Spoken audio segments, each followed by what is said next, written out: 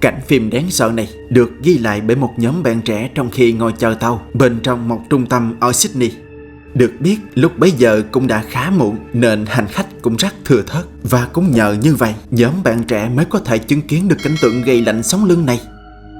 Headless old woman spotted in Central Station. Guys, maka-MJS to. Guys, makiki-MJS tayo, guys.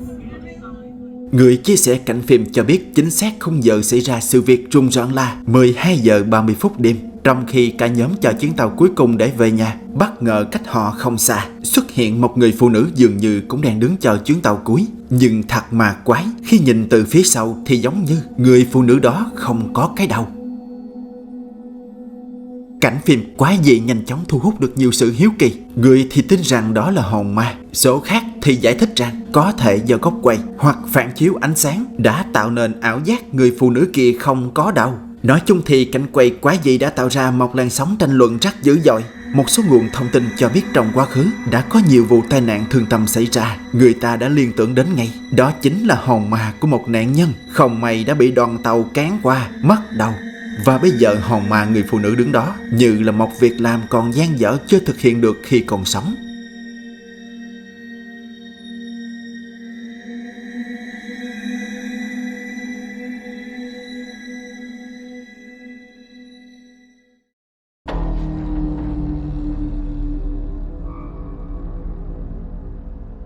Vào đầu tháng 7 vừa qua, một người dùng TikTok có tên là Black Firm đã có chia sẻ một cảnh phim đáng sợ lên trang cá nhân, khiến cho nhiều người xem sợn hết da gà. Anh cho biết trong nhà mình có rất nhiều gương, nhưng đặc biệt và đáng sợ nhất là tấm gương trong hành lang dẫn ra phòng khách. Một ngày như bình thường, anh đi ngang qua tấm gương này không biết bao nhiêu lần, nhưng hôm nay từ khóe mắt anh đã thoáng nhìn thấy có ai đó hiện ra trong gương. Lập tức anh dừng lại và kiểm tra nó, vì anh tin mình không nhìn nhầm.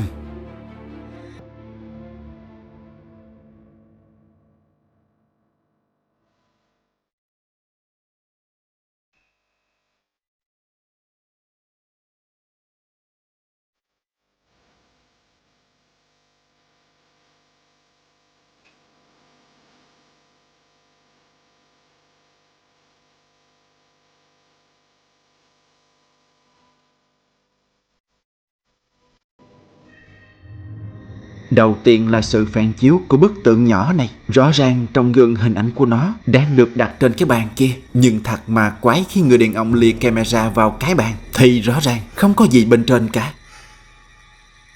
Nhưng đó không phải là thứ mà anh ta đã nhìn thấy từ khóe mắt. Và không để anh ấy đợi lâu, thứ mà quái đã hiện ra như thế này.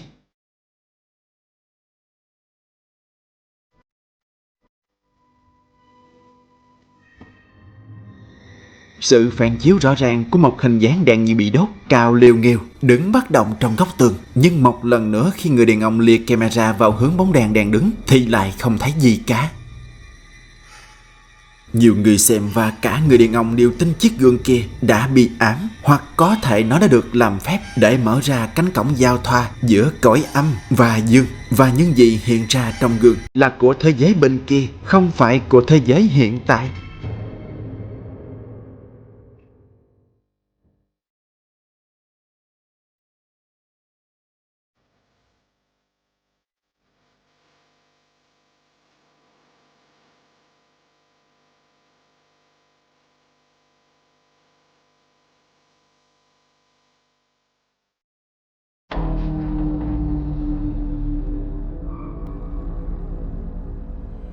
Madison, một người mẹ trẻ thường xuyên chia sẻ những đoạn phim đời thường vui tươi. Nhưng gần đây Madison có chia sẻ một vài cảnh phim hoàn toàn khác so với những nội dung mà cô đã từng chia sẻ trước đó. Người mẹ trẻ cho biết cô tin bên trong ngôi nhà mình đang có sự hiện diện của ma quỷ.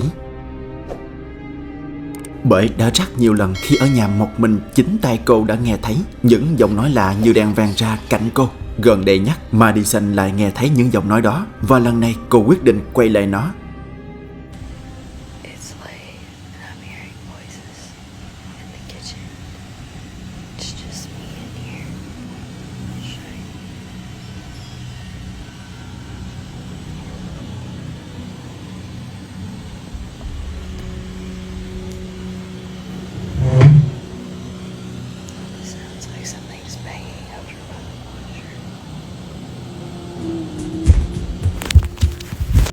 Sau khi nghe thấy giọng nói lạ vang ra từ trong bếp, Madison chậm rãi tiến vào. Và khi cô ấy vừa đặt chân vào căn bếp, bàn ghế bên trong cũng bắt đầu di chuyển, tạo ra những âm thanh rợn sống lưng này.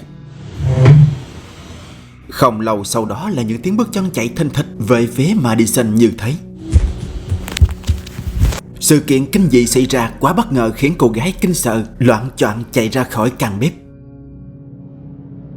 Vài ngày sau, trong một đêm tĩnh lặng, Madison lại nghe thấy những tiếng động lạ. Nhưng lần này, nó đang phát ra từ phòng mẹ cô. Ban đầu cô đã đi vào bật đèn lên kiểm tra, nhưng không phát hiện được gì. Sau đó Madison thử tắt đèn và ngồi lặng yên bên ngoài. Quay điện thoại về phòng mẹ cô thì...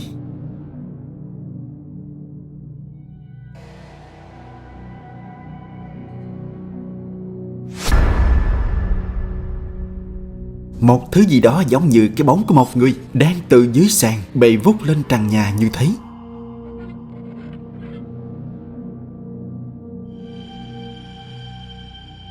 Madison nói cô cũng đã nhìn thấy cái bóng quái gì đó, và lúc bấy giờ da gà toàn thân của cô đã nổi lên hết. Madison đoán rằng chính thứ ma quái này là nguyên nhân của những sự kiện ma quái xảy ra trong nhà cô bấy lâu nay.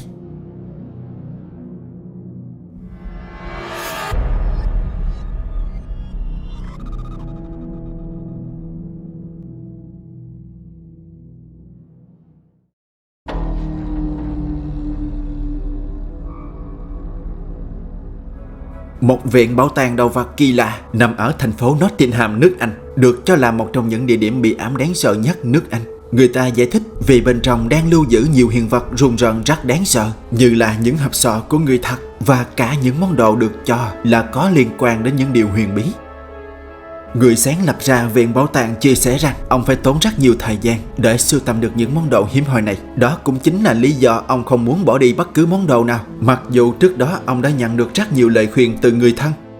Trong quá khứ đã có nhiều nhà điều tra huyền bí tìm đến đây để khám phá. Điển hình trong số đó là vào năm 2016, một nhóm chuyên nghiên cứu về những hiện tượng siêu nhiên đã tìm đến và thiết lập một vài camera quay đêm ở một vài nơi được cho là đang có những hoạt động huyền bí xảy ra. Đúng nửa đêm, một camera được đặt trong nhà kho của viện bảo tàng đã bắt được thứ đáng sợ này.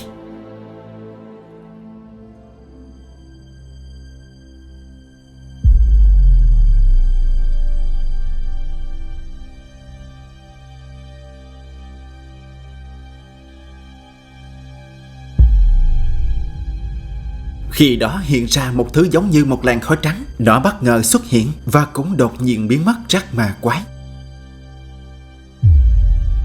Mặc dù chất lượng cảnh phim không như mong muốn, nhưng bạn cũng có thể dễ dàng nhìn thấy sự hiện ra và biến mất của thứ ma quái mà nhiều người tin đó là một bóng ma cao liêu nghiêu.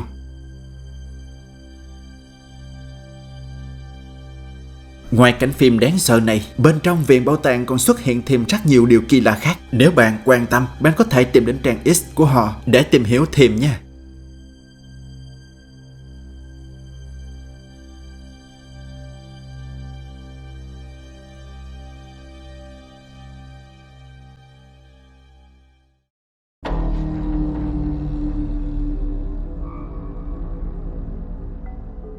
Trong khi đi bộ về nhà trên một con đường vắng, hai cô gái trẻ đã có một trải nghiệm đáng nhớ và sẽ không bao giờ dám đi chơi về khuya trên con đường đó thêm một lần nào nữa, bởi sự kiện ma quái sau đây. Xem nha.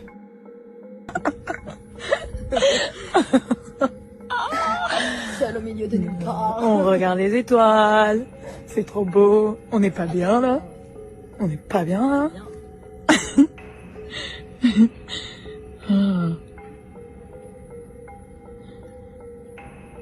Qu'est-ce qu'il y a?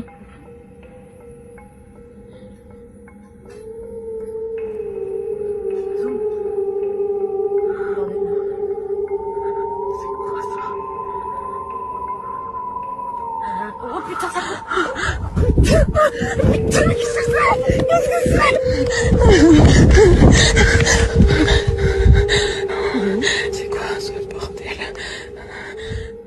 Đứng lặng lẽ trong bóng tối là một dáng người thanh niên ở trần, không có đầu.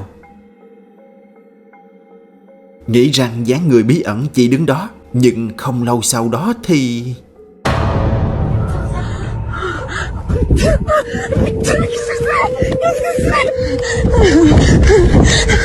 Chỉ trong tích tắc, dáng người không đầu kia đã biến mất một cách bí ẩn.